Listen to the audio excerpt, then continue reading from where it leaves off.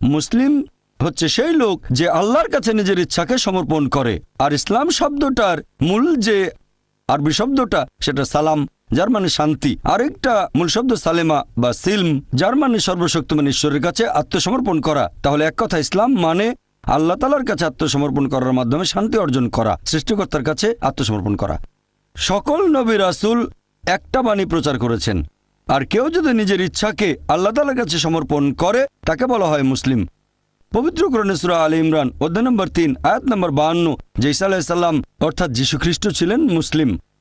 আল্লাহ পবিত্র কোরআনে বলেছেন সূরা আলে ইমরান অধ্যায় নম্বর 3 আয়াত নম্বর 67 যে ইব্রাহিম নবী ইহুদি বা খ্রিস্টান নন, তিনি ছিলেন মুসলিম। আর যেহেতু আমাদের সৃষ্টিকর্তা একজন, মানুষজাতি একটা, তাই ধর্মও হওয়া উচিত একটা। সেজন্য আল্লাহ পবিত্র কোরআনে বলেছেন সূরা আলে ইমরান অধ্যায় নম্বর 3 আয়াত নম্বর 19 ইন্নাদ-দীনা ইনদাল্লাহিল ইসলাম। আল্লাহ সুবহানাহু ওয়া তাআলার কাছে একমাত্র গ্রহণযোগ্য দিন হচ্ছে ইসলাম। তার মানে আল্লাহ তাআলার কাছে আত্মসমর্পণ করার মাধ্যমে শান্তি অর্জন করা।